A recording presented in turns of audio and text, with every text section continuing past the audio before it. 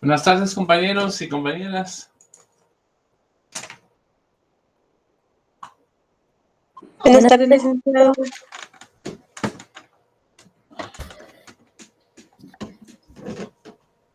Un momentito, se lo voy a acomodar esto.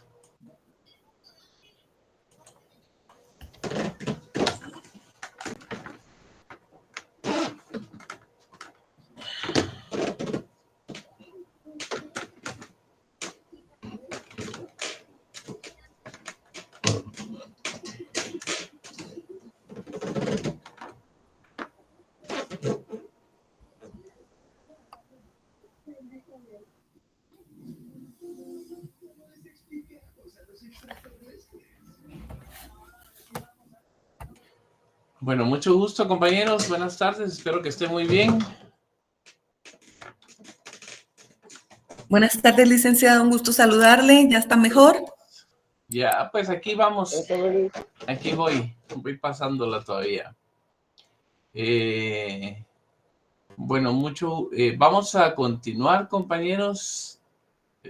Permítame, solo... Aquí está.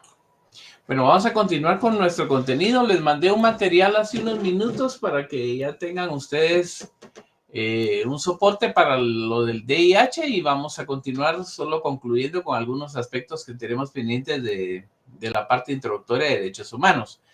Como ya estamos a fecha 20 algo, 22, 23, seguramente, según mis cálculos, ya entre la primera y segunda semana de noviembre, creo, me imagino, no me han dicho pues, pero yo supongo que sería, no, entre la segunda y tercera semana de noviembre serían los exámenes finales, si no estoy mal.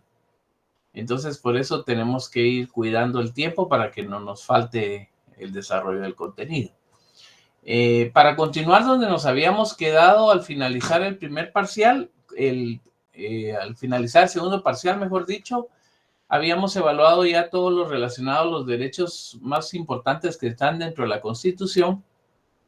Pero antes de continuar, les quiero comentar algo que es importante. Vean el artículo 44 de la Constitución, 46 de la Constitución.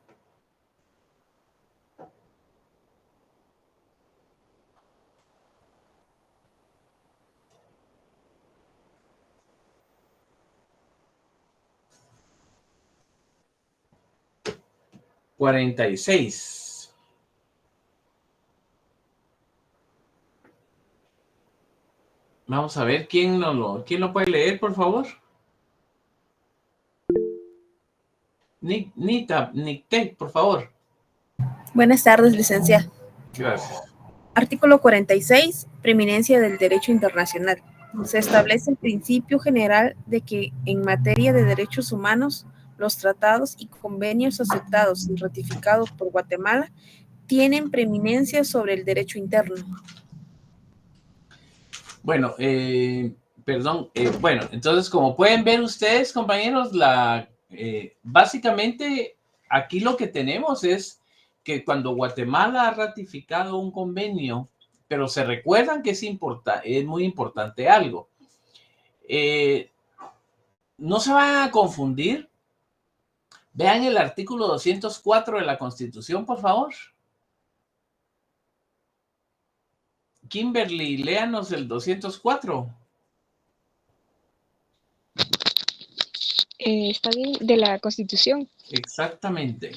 Ok. 204, ahora voy.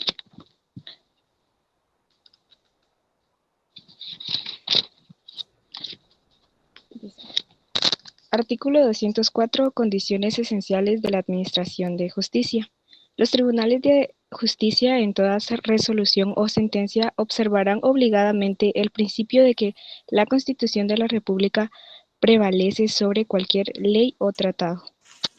Bueno, algo que es importante que ustedes tengan claro, compañeros, en relación a la Constitución y a y a todo lo necesario de las leyes, es que muchas personas creen que el artículo principal en este tema es el 46, pero realmente no. El artículo realmente que es, digamos que va en primer lugar, no es que sea superior, sino que lo más común es el 204.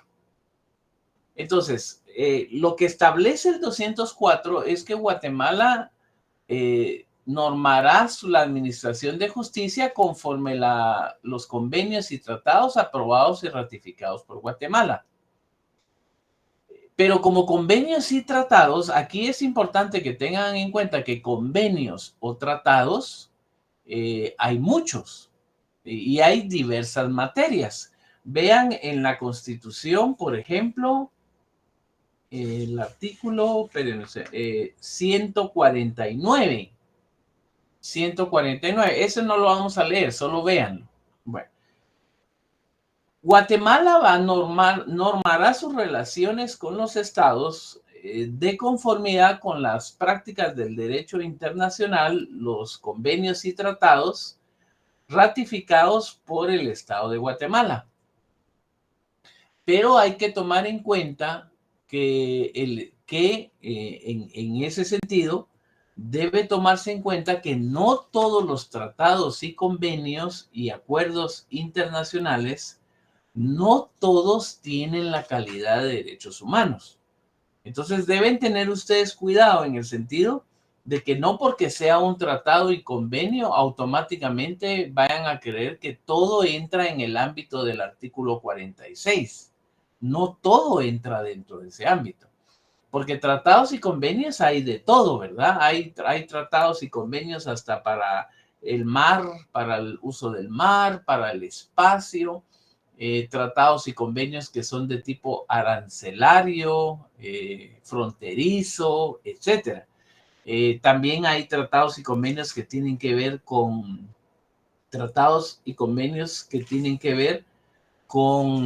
por ejemplo, la elaboración de materia prima, de elaboración de tejidos, de tela, protecciones arancelarias, los derechos de marca, el internet y todas esas cosas. Entonces, es muy importante que no vayan a creer ustedes que primero apliquen la regla del artículo 46 en el sentido que no todos los tratados y convenios son de derechos humanos. Entonces puede darse el caso que algún día ustedes se enfrenten a un tratado o convenio, pero ese no es de derechos humanos. Entonces eso es importante que lo tomen en cuenta. En consecuencia, digamos que la regla es el artículo 204, mientras que la excepción será el artículo 46. ¿Verdad? Digamos, la aplicación general es el 204 y excepcionalmente si nos encontramos que el tratado o convenio es de derechos humanos, entonces aplicamos el 46. ¿Verdad? Eso. Ahora, otra cuestión que es importante aquí, vean el artículo, es decir, cuando un tratado o un convenio, así como por ejemplo, el Pacto de San José, o los convenios de Ginebra sobre el derecho internacional humanitario, cuando son obligatorios para el Estado de Guatemala. ¿Cuándo? Entonces vean el artículo 171 de la Constitución.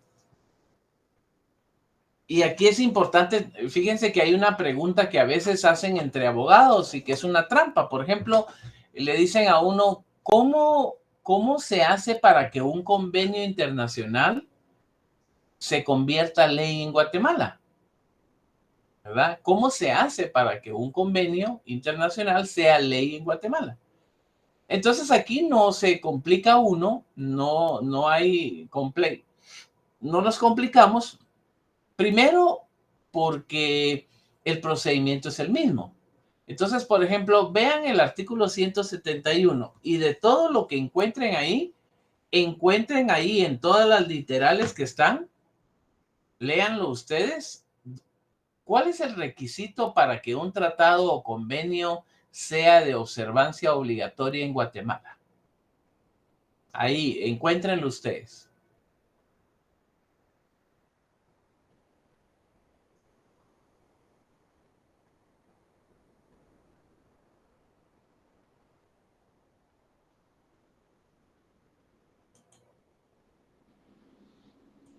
Perdón, licenciado, Ajá.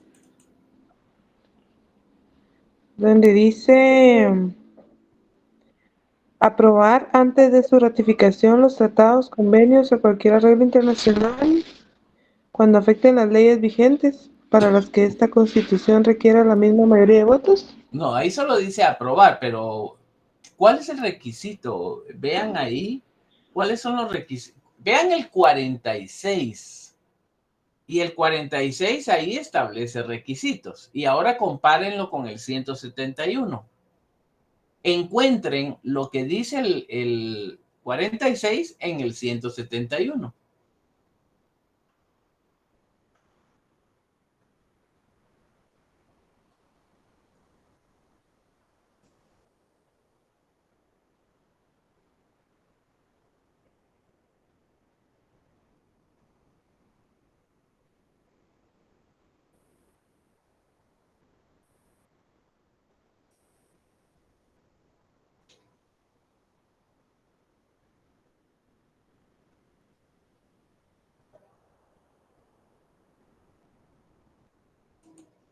Entonces, ¿qué es lo que pide el 46?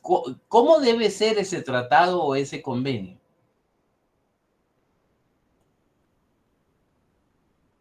Licenciado, debe ser en materia de derechos humanos, debe estar aceptado por Guatemala y ratificado por Guatemala. Debe ser aceptado. Léalo otra vez, Flor, esa última parte, por favor, esa última parte. Número 1, está bien lo que dice Flor. Primero, debe ser en materia de derechos humanos. Segundo, ¿qué más? Segundo, dice debe ser aceptado y ratificado por Guatemala. Entonces debe ser aceptado y ratificado por Guatemala. ¿Va? Entonces ahora vean cómo sería ese procedimiento. La aceptación del tratado, la aceptación la hace el presidente de la República a través del ministro correspondiente. Ahora, pero lo que la vuelve esencialmente, le da esa validez, es la ratificación. ¿Y la ratificación quién la hace? El Congreso de... Congreso, En literal, ¿qué literal? literal L. L. Ajá, ¿qué dice ahí, Wilfido? En la L. Indica aprobar antes de su ratificación los tratados, convenios o cualquier arreglo internacional. ¿Cuándo? Y hay cinco numerales. Sí, lo que pasa es que ese es otro, está más arribita, ¿verdad? Está, le voy a decir, vamos a ver, ¿dónde es que está arribita? Vamos a ver.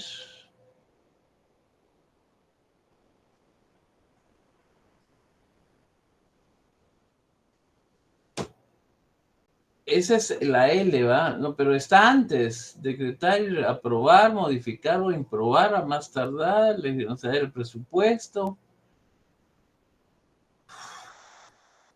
Ver el informe, vamos a ver, decretar honores, declarar la guerra, decretar. Solo ese está, ¿va? No hay otro, ¿va? ¿No? Bueno, entonces tenemos que la ratificación y la aprobación estará a cargo del Congreso de la República. La ratificación y la aprobación de un convenio internacional. Ahora, ¿cómo se hace esta ratificación del Congreso de la República?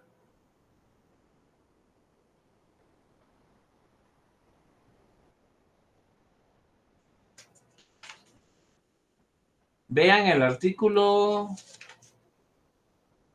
a ver, 174.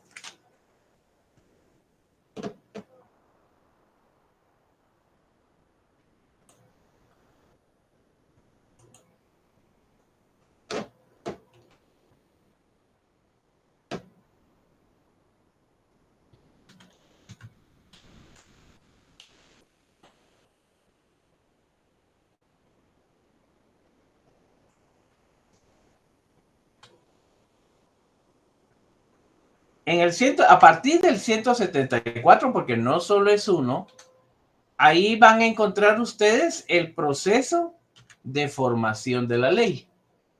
¿Verdad? El proceso para la formación de la ley. Y en el caso de que a ustedes les llegaran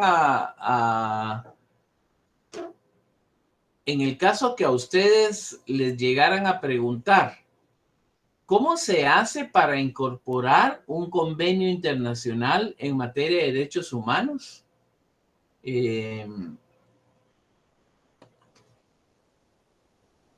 Para que se vuelva ley en Guatemala. Entonces, ¿cómo se hace para que un convenio se vuelva ley en Guatemala? Bueno, lo primero que se hace, compañeros, es que se discute a nivel de los organismos internacionales.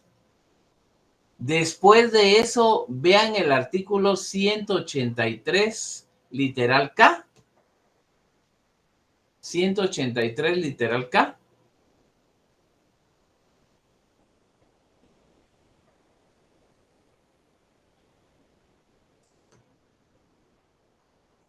¿Ya vieron de quién se trata el 183 y qué es lo que regula?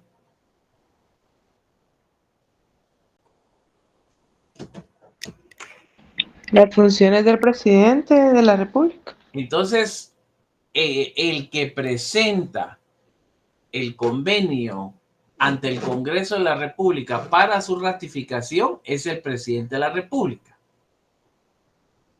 Entonces, se presenta.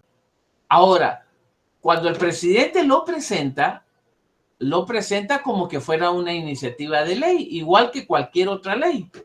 Por eso les decía yo que vieran el 174 de la Constitución, porque no importa que sea convenio internacional o no importa que sea ley nacional. No importa si es convenio o es ley, en ambos casos se presenta al Congreso de la República. Solo que en este caso, como es un convenio internacional, el presidente de la República le presenta el proyecto, el convenio, al Congreso de la República para que el Congreso de la República lo apruebe y le dé forma de decreto. Pero el procedimiento es el mismo procedimiento para la creación de leyes guatemaltecas, de leyes internas. O sea, no porque sea convenio internacional el procedimiento es distinto, es el mismo procedimiento. Siempre se sigue el mismo procedimiento. Entonces, ahí es donde unimos que el presidente de la República presenta el proyecto de aprobación al Congreso y el que va a ratificar, en su caso, el que va a aprobarlo y ratificarlo es el Congreso de la República. Entonces, cuando el Congreso de la República lo ratifica, sale, ya le asigna un decreto y ya tiene su propio decreto como ley en el país. Entonces, ese es el requisito del artículo 46.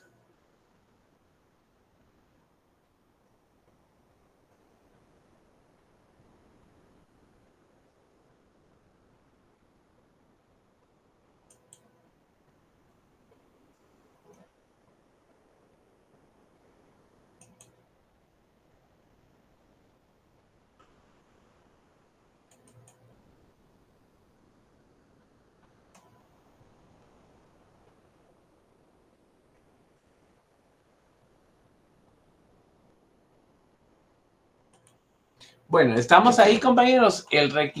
¿Cómo se hace para que un convenio internacional sea de observancia obligatoria en el estado de Guatemala? Y que sea en materia de derechos humanos, de conformidad con el artículo 46. El requisito, entonces, compañeros, esencial para que un convenio sea de carácter obligatorio en Guatemala es que el convenio haya sido ratificado, aprobado y ratificado por el Congreso de la República. Entonces, eso es muy importante en cualquier convenio o tratado. de conformidad con nuestra Constitución para que el convenio, y eso lo ven ustedes que está en el 46, también lo vieron en el 171 y lo encuentran aquí en el 183 también.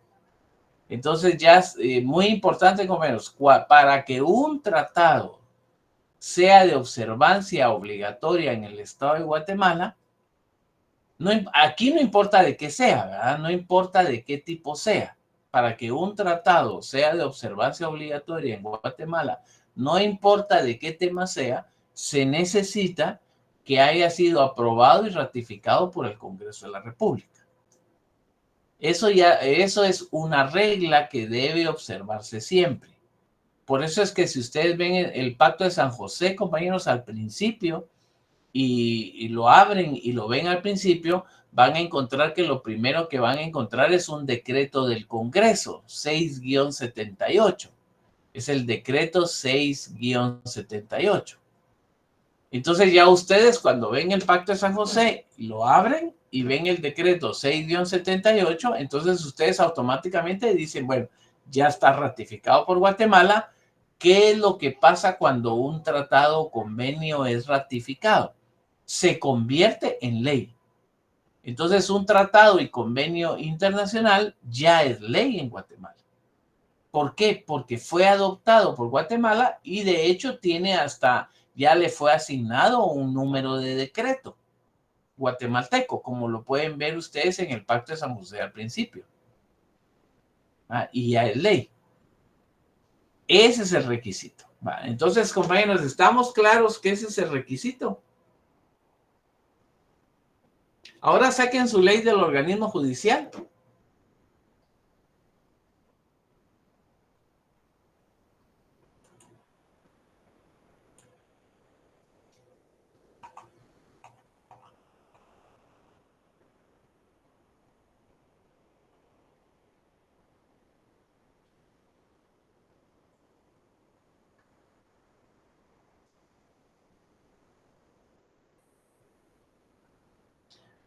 Vean el artículo 2 de la ley del organismo judicial.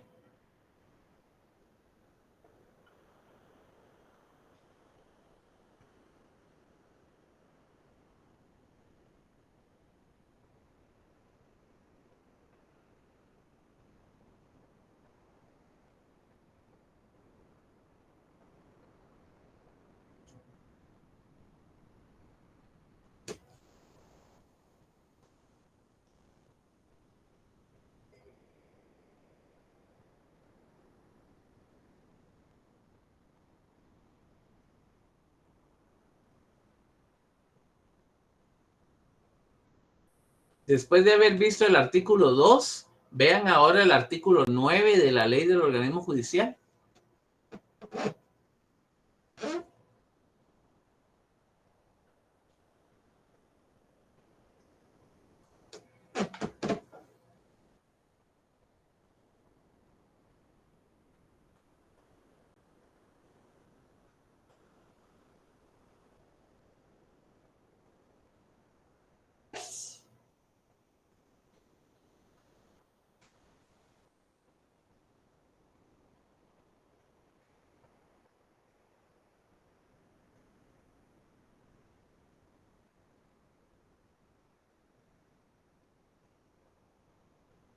¿Ya lo vieron, compañeros? ¿Ya lo leyeron? Jennifer, ¿ya lo terminó? Jennifer García.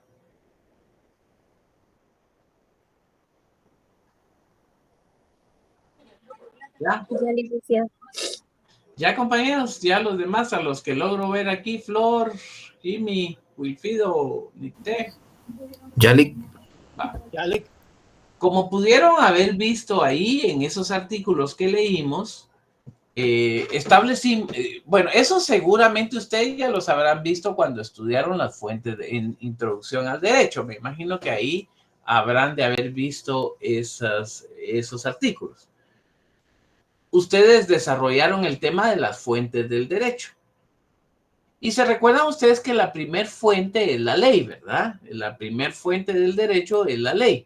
De la ley es la que emana del Congreso de la República, ¿verdad? Va. Ahora, como pueden ver en el artículo 2, Guatemala también reconoce la costumbre. ¿Verdad? Guatemala también reconoce a la costumbre como una fuente del derecho. Al decir que es fuente del derecho, es prácticamente como que, digamos, es fuente de obligaciones. Se convierte en fuente de obligaciones. Entonces ahora, básicamente es importante, compañeros, que tomen en cuenta que todo lo que ustedes ven ahora en leyes, todos los códigos que ustedes ven, el penal, el civil, la misma Constitución, etcétera, etcétera, en algún momento de la historia todas las leyes fueron costumbre. O sea, todo lo que usted, por ejemplo, el Código Penal, el Código Civil, en algún momento del inicio del derecho, todo era costumbre. ¿Verdad? Todo era costumbre. Y la costumbre era respetada por las personas. Lo que pasa con la costumbre es que, como es solo una narrativa, una transmisión histórica, tiene el problema de que fácilmente puede variar y fácilmente se puede sustituir por otras ideas. O la persona que lo cuente puede agregarle cosas o quitarle cosas que a él no le gusten o que a él sí le gusten, etc. Entonces la costumbre tiene ese problema, que la costumbre no puede variar con el tiempo. Entonces, para que no pasara eso de que la costumbre varíe con el tiempo, por esa razón es que surge lo que se llama codificación, ¿verdad? Codificación, que básicamente es codificar, ¿verdad? Y entonces ahora resulta que todo lo que era costumbre se escribe y se incorpora en leyes, en códigos. Por eso se llama códigos. Todo lo que en algún momento fue costumbre, lo que se hace entonces para evitar esas alteraciones o la pérdida con el tiempo, lo que se hace es que mejor se escribe esto y de esa manera garantizamos que no hay, con el paso del tiempo, no hay variaciones ni hay tergiversaciones. Ya no. Porque entonces ahí está en los códigos. Y de ahí es donde surge lo que se llama codificación. Básicamente codificar es eso, trasladar la costumbre, las obligaciones que era costumbre, a un código e incorporarlas en un código para que no se pierdan con el tiempo. Pero la misma costumbre se mantuvo vigente durante mucho tiempo, ¿verdad? Se mantuvo vigente durante mucho tiempo. Y hoy por hoy, según el artículo 2 de la Ley de Organismo Judicial, la costumbre sigue siendo una fuente del derecho guatemalteco. Y ahí lo ven ustedes en el artículo 2, segundo párrafo de la Ley de Organismo Judicial, ¿verdad? Y se refuerza con lo que habíamos visto anteriormente de la ley en el artículo 9. Entonces, ahí ya lo está. Ahora, bueno, eso ya está establecido, pero ¿por qué yo quería hablarles de este tema? ¿Por qué razón? Vean, hay un documento internacional muy famoso, muy reconocido. Aquí se los voy a colocar, pero no sé dónde lo hice. Bueno, déjenme ver. Hay un documento jurídico internacional que es muy reconocido. Aquí está. Yo se los mandé, hoy se los mandé yo en los documentos que les mandé en el tablón, ahí, de Classroom, ahí les mandé este documento, pero quería mencionárselos primero.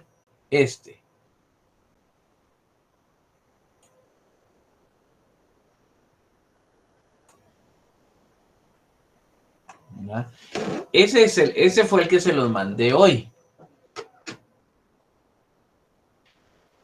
Bueno, como ustedes se recordarán, entonces este compañero lo voy a quitar, pero solo para que vean. Declaración Universal de los Derechos Humanos de 1948.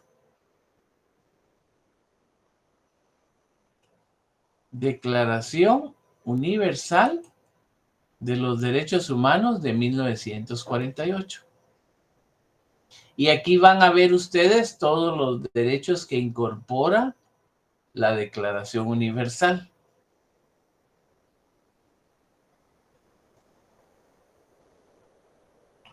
Bueno, ahí ya está. Ya ustedes ahí la tienen en el... Ya se las envié yo a ustedes. Bueno, pero ¿por qué quería hablar de la Declaración Universal? Si nosotros hablamos de derechos humanos, básicamente podemos decir que los derechos humanos es un derecho nuevo, es una rama jurídica del derecho internacional relativamente nueva. Básicamente se puede afirmar que los derechos humanos en esencia nacieron con la Carta de las Naciones Unidas. O sea, el primer instrumento jurídico internacional que tenía fuerza de ley, que llama derechos humanos jurídicamente a estos derechos, fue la Carta de las Naciones Unidas. Es el primer instrumento que internacionalmente reconoció la existencia de los derechos humanos como tal, ¿verdad? Fue el primer instrumento internacional que los reconoció. Antes de la Carta de las Naciones Unidas, antes de eso, no había, no existía, antes de la Carta de las Naciones Unidas, voy a colocar aquí, vamos a ver, aquí está.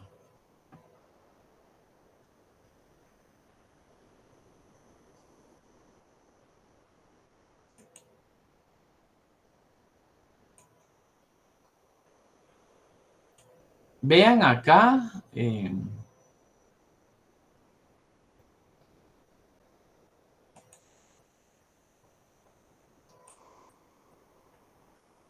vean aquí, esta es la Carta de las Naciones Unidas.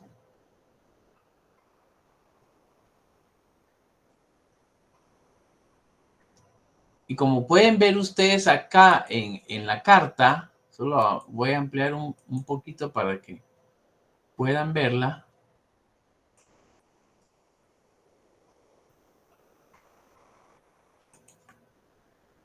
Como pueden ver ustedes en el segundo párrafo, compañeros, como pueden, dice,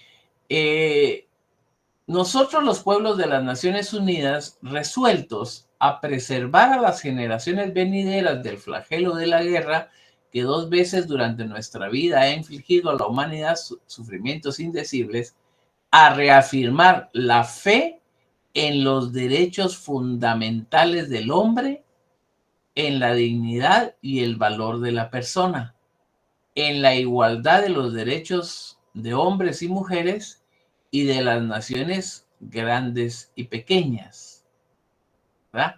Vean que ahí quedó básicamente cuando se hace esta referencia en la Carta de las Naciones Unidas, cuando por primera vez se hace esta referencia en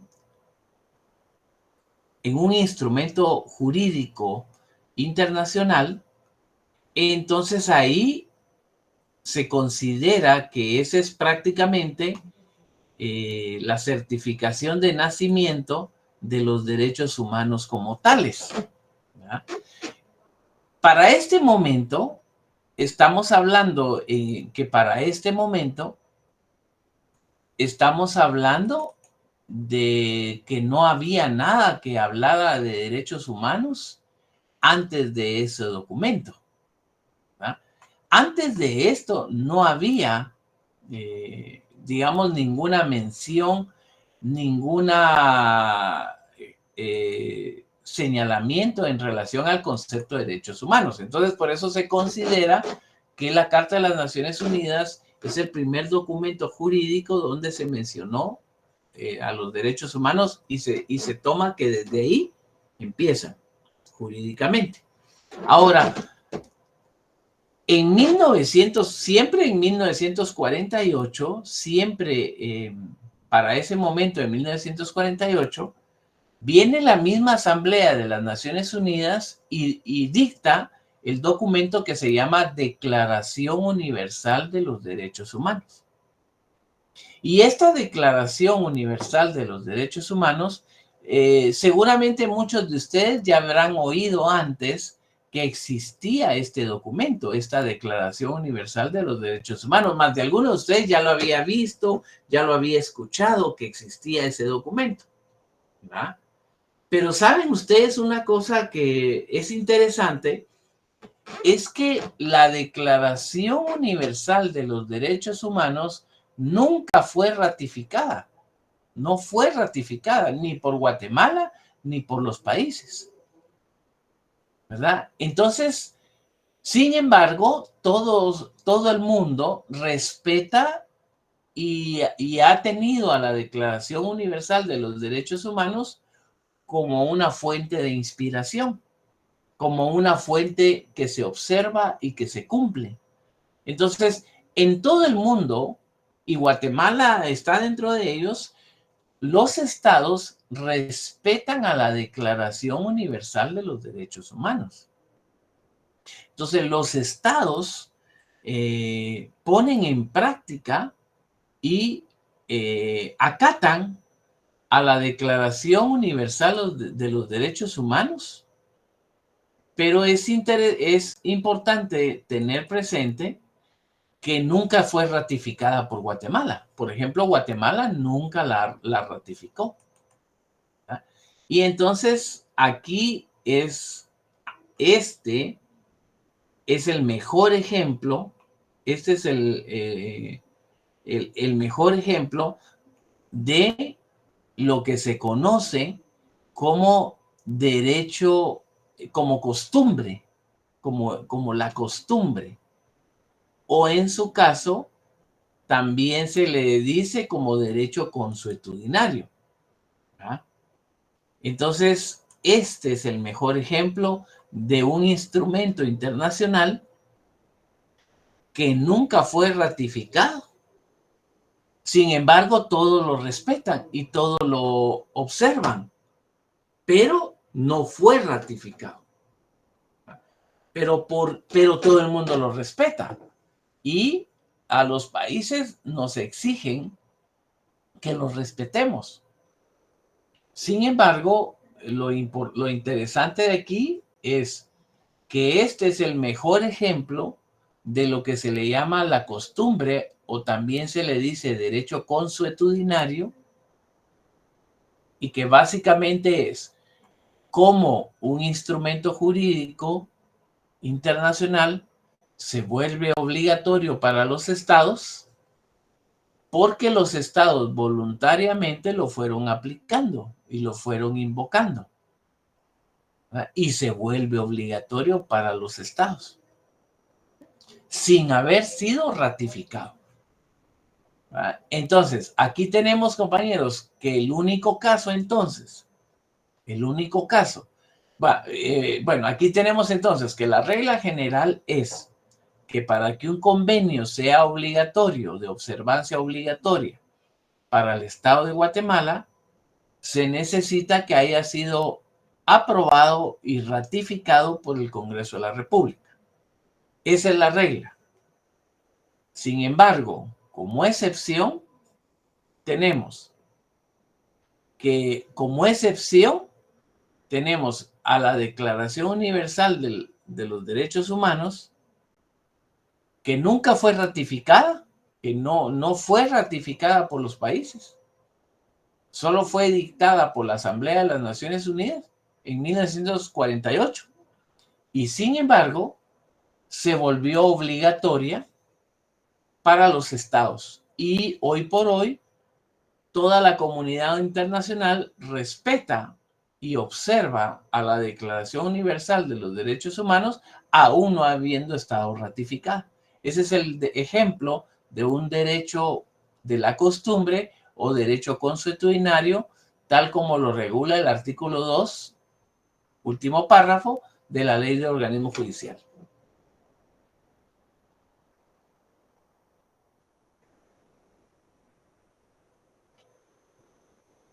¿Estamos claros ahí, compañeros? ¿Está claro eso? Yo les mandé la Declaración Universal porque la tienen que leer, nos va a servir, pero quería comentarles los antecedentes en relación a eso, ¿verdad? Que no siendo ratificada es de observancia obligatoria a nivel del derecho internacional.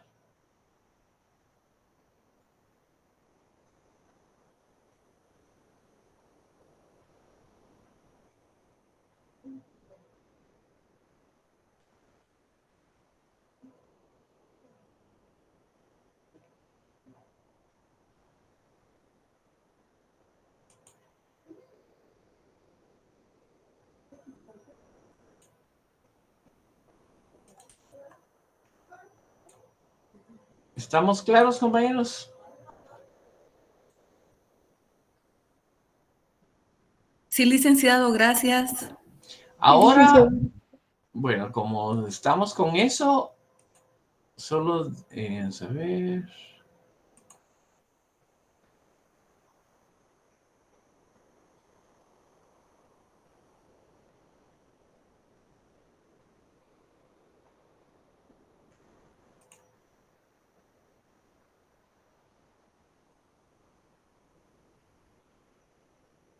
Permítame, solo estoy buscando esto. Permítame.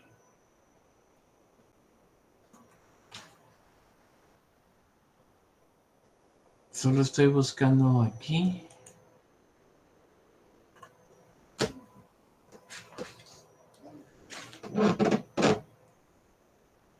Vamos a ver.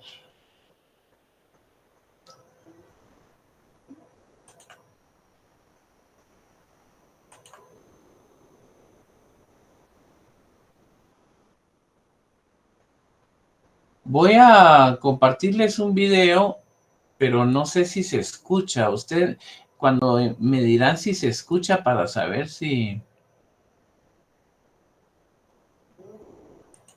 Vamos a ver si se escucha. Vamos a ver, permítame, para compartir el video, comparto una pestaña. Vamos a ver, comparte una pestaña.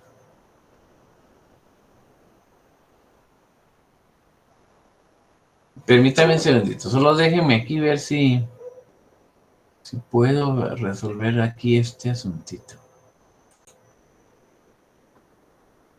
Una pantalla.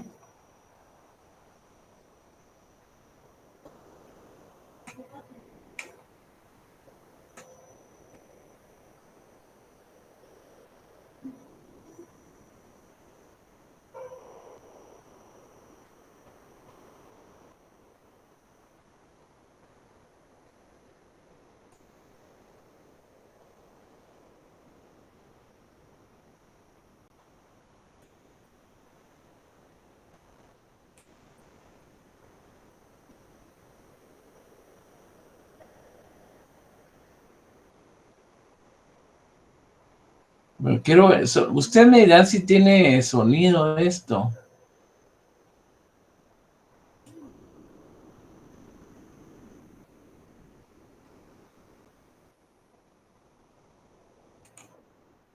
¿Tiene sonido? No, Lic. No, licenciado. No.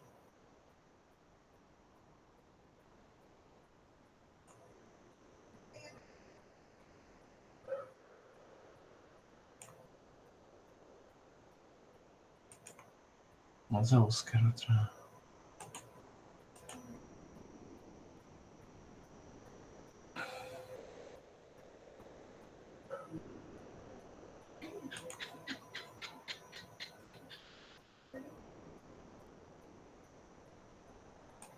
¿Y ahí? No, licenciada. Licenciado.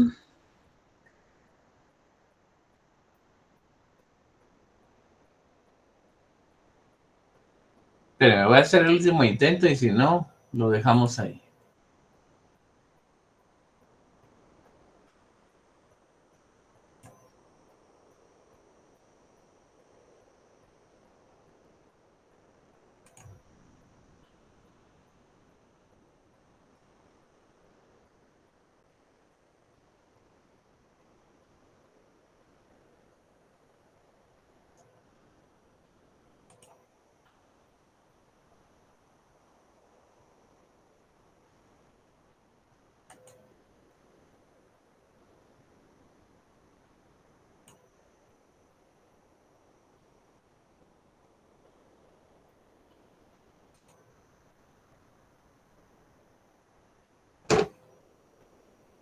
Espérame, solo déjenme ver una cosa. Si no, ahí lo dejo mejor.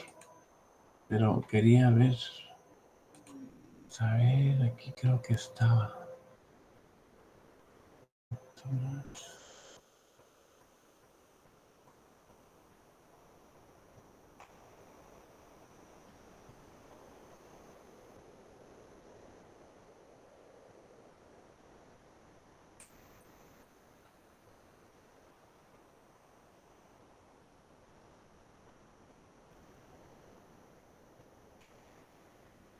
No, no me deja compartirlo.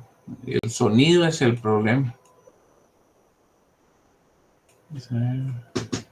Déjeme un segundito, espérenme. Quiero ver si lo puedo resolver esto, espérenme.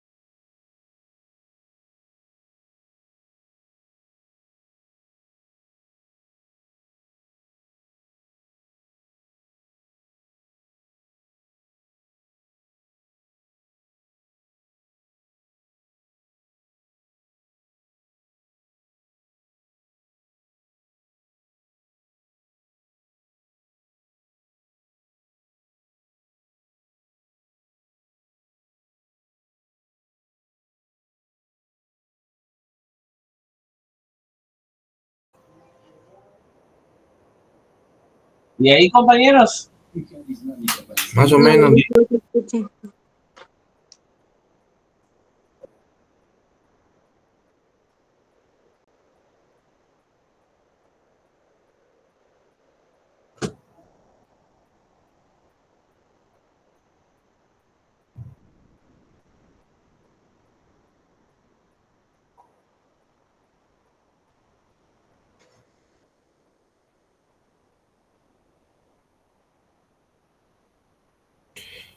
No se escucha, Lee.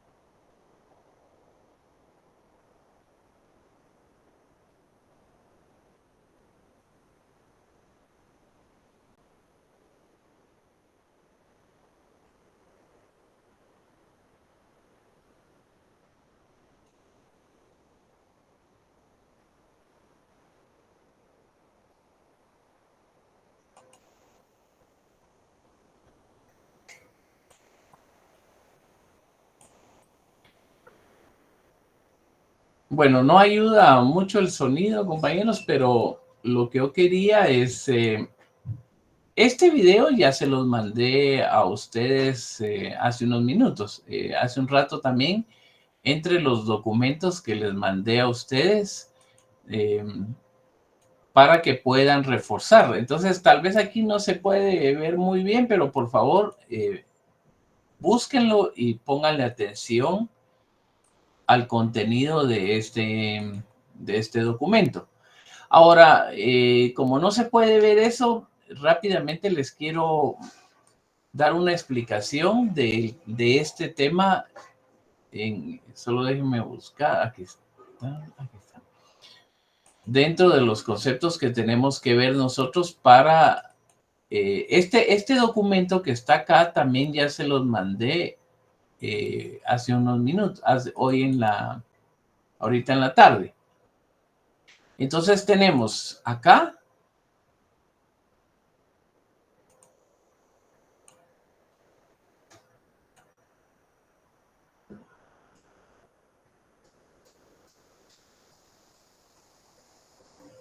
bueno, acá. Vean, compañeros, acá tenemos un documento que está dividido en dos partes. La primera parte es esta que ustedes ven aquí en la pantalla, es esencialmente en qué consisten los derechos, el derecho internacional humanitario.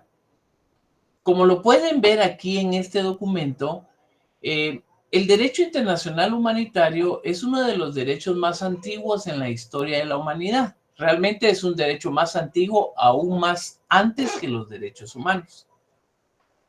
Hay dos órganos que se llaman igual, pero que no son lo mismo. Por ejemplo, en algún momento habrán oído ustedes hablar de la Cruz Roja Guatemalteca, ¿verdad? Hay dos órganos que se llaman muy parecido, pero no son lo mismo. Digamos, por ejemplo, cuando ustedes escuchen hablar de la Cruz Roja Guatemalteca, la Cruz Roja básicamente es un cuerpo de socorro, es un cuerpo de apoyo a la población, es un cuerpo que está presente en emergencias que puedan presentarse en la población civiles, en la comunidad y en las poblaciones. Esa es la misión de la Cruz Roja Guatemalteca. Ahora, pero aparte, hay otro órgano que el nombre es parecido, que se llama Comité Internacional de la Cruz Roja, que en el video habrán visto ustedes que dice CICR. Ellos dicen el CICR. Entonces es importante que tomen en cuenta eso. Hay dos órganos que se llaman iguales, parecidos, pero que no son lo mismo. Entonces, la Cruz Roja Guatemalteca no es lo mismo que el Comité Internacional de la Cruz Roja. No son iguales. En este caso, cuando hablamos de derecho internacional humanitario, estamos hablando del CICR, del Comité Internacional de la Cruz Roja. En el caso fundamentalmente, este derecho surge derivado que históricamente la humanidad siempre ha tenido reglas en el caso de una guerra o un conflicto armado. Siempre han habido reglas. Lo vemos en las películas o inclusive cuando jugábamos. Y por eso en el video dice, hasta los niños conocen esas reglas.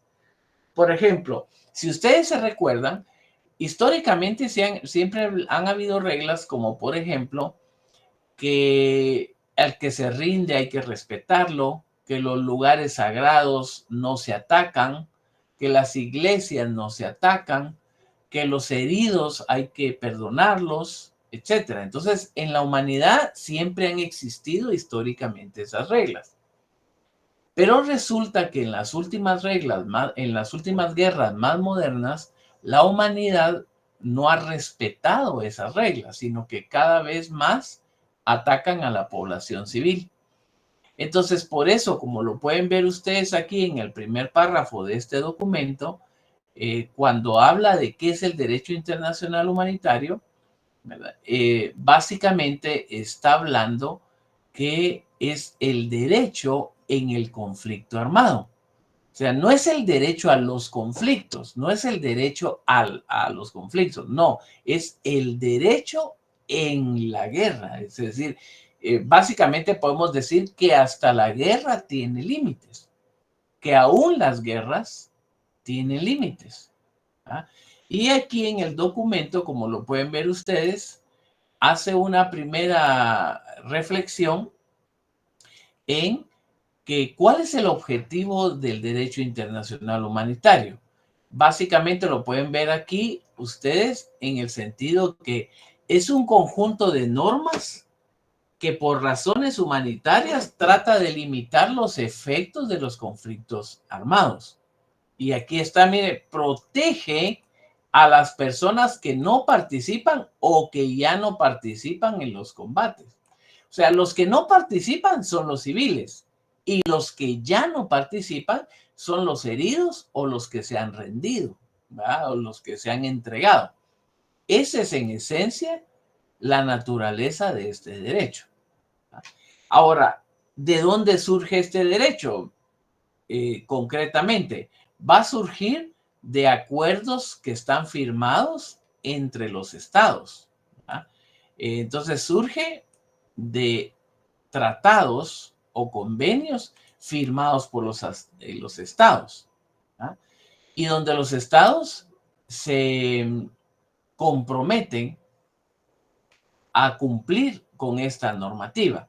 Una cuestión importante de este derecho es que se aplica en situaciones de conflicto armado, pero no entra a calificar quién tiene la razón o si hay un estado que tiene la culpa o no tiene la culpa. Eso no lo hace. Lo que hace es básicamente lo que hace es señalar que se respeten las normas de la conducción de la guerra para que poblaciones inocentes no se vean perjudicadas. Aquí está un poco de la historia en donde dice de dónde proviene el derecho humanitario. Aquí lo que se hace es una reflexión a la historia de este derecho. Y aquí está dónde se encuentra el derecho internacional humanitario. Y cuando desarrolla dónde se encuentra, esencialmente vean que aquí dice, miren, esencialmente en los 4 convenios de Ginebra. Es decir, hay 4 convenios de Ginebra, o sea, 4 convenios de Ginebra y además los protocolos adicionales que son estos que están regulados, ¿verdad? Y de ahí menciona otros que son importantes. Ahora, ¿cuándo se aplica el derecho internacional, el DIH? ¿Cuándo se aplica? Se aplica en un conflicto armado, en caso de conflictos armados. Y aquí hay algo que quiero que vean ustedes que es importante. No cubre las situaciones de tensiones internas ni disturbios interiores de un país, así como estuvo Guatemala hace 2 semanas, ¿verdad? En ese asunto, cuando son disturbios interiores, ahí no se aplica, ¿verdad? Sino que se aplica en caso de conflicto armado. Y básicamente hay 2 tipos de conflictos armados. Aquí lo pueden ver, miren, 2 tipos de conflictos armados. Los conflictos armados internacionales y los conflictos armados sin carácter internacional o de carácter interno. Es decir, hay 2 tipos de conflictos. El conflicto internacional, básicamente estamos hablando un país contra otro país o países contra países, o cuando dice conflicto armado sin carácter internacional, ese se refiere cuando son los conflictos internos, como el caso de Guatemala, por ejemplo, cuando se da una guerra civil adentro de un país. En esos 2 casos se aplica estos convenios. Aquí lo explica en este otro párrafo, ¿eh? Aquí lo explica en qué consiste esos 2 conflictos. ¿Qué cubre el derecho internacional humanitario? Aquí está, hasta dónde alcanza o qué cubre. Y aquí esencialmente señala la protección de las personas que no participan o ya no participan en las hostilidades y además restricciones a los métodos de hacer la guerra, ¿verdad? Restricciones a los métodos de hacer la guerra. Quiere decir, compañeros, que los estados no tienen derecho a hacer la guerra a como les dé la gana. No, hay reglas de cómo debería sustanciarse hasta los ataques, qué tipo de arma se puede usar, cuándo usarla, etc. Entonces, eso es lo que abarca este tipo de derecho. Y a partir de aquí ya viene lo que se llama el principio de protección. Ahora, esto es importante, miren, ¿a qué restricciones está sometida la guerra? A veces las personas creen que cuando 2 países están en guerra se vale todo y lo que sea, pero no es cierto. El derecho internacional humanitario tiene reglas y le pone restricciones a la guerra. Por ejemplo, aquí en esto, ¿ven? Aquí en esto. Por ejemplo, más adelante van a ver un principio que se llama principio de distinción, que es esto. Dice, ¿qué es prohibido? Son prohibidos los medios, los métodos de guerra y las armas que no distingan entre las personas que participan en los combates y las personas que no participan en los combates. Por ejemplo, ¿se recuerdan ustedes que antes habían lo que se llamaban las minas antipersonales, que son aquellas que se ven en la película que se entierra una granada en la tierra y que las personas van caminando y se paran en una bomba y estalla? Esas minas son prohibidas. Esas minas son prohibidas. ¿Por qué son prohibidas? Porque esa mina la entierran y la mina no diferencia entre si es un niño, una mujer, o es un adulto, o es un combatiente, etc. Entonces, las minas atacan a cualquier persona y esas son prohibidas por eso, porque no distinguen entre las personas que van a causarle daños. Aquí hay otro método prohibido. Mire, las armas o métodos que causan daños superfluos o sufrimientos innecesarios. Es decir, es una especie de tortura, ¿verdad? Una especie, por ejemplo, son prohibidas las armas que dejan ciegos a los soldados. ¿Por qué son prohibidas? Porque cuando termina la guerra, a veces los países después se vuelven a volver amigos, como por ejemplo Alemania ahora es amiga de muchos países y era innecesario dejar ciegos a los soldados. Sin embargo, esto hay que tomar en cuenta que en este derecho es legal matar.